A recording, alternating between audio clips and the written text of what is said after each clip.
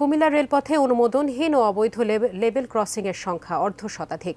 বছরে অন্তত ৩০টির বেশি দুর্ঘটনা ঘটে রেলপথের কুমিল্লা অংশের এই অরক্ষিত রেল ক্রসিংকে ঘিরে।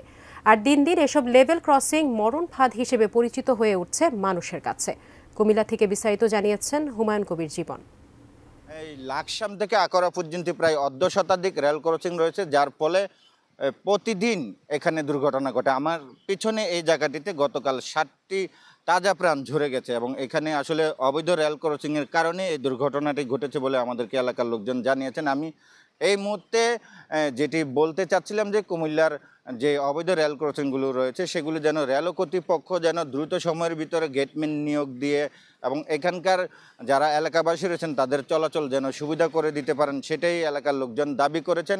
আরেকটি বিষয় জানাতে চাচ্ছি, আসলে এই অবৈধ রেল ক্রসিংগুলো যেন আসলে মরণ ফাঁদ। এখানে যারা চলাচল করছেন তারা কিন্তু বলছেন যে এই মরণ ফাঁদ দিয়ে তারা চলাচল করতে কিন্তু তারা জীবনে ঝুঁকি নিয়ে তারা ভয় পাচ্ছেন এবং এখানে অনেকেই স্কুল কলেজের এবং শিক্ষার্থীরা কিন্তু আসলে এই রোডে চলাচল করেন। তো সব কিছু মিলে আসলে বলা যেতে পারে যে কুমিল্লার এই অবৈধ রেল ক্রসিংয়ের কারণে প্রায় বছরে 30টিরও বেশি দুর্ঘটনা ঘটছে এবং এখানকার মানুষ দাবি করছেন যেন দ্রুত সময়ের ভিতরে গেটম্যান নিয়োগ দিয়ে এবং এই জায়গাগুলো যেন আসলে বৈধতা দেওয়া হয়, সেটাই তারা চাচ্ছেন।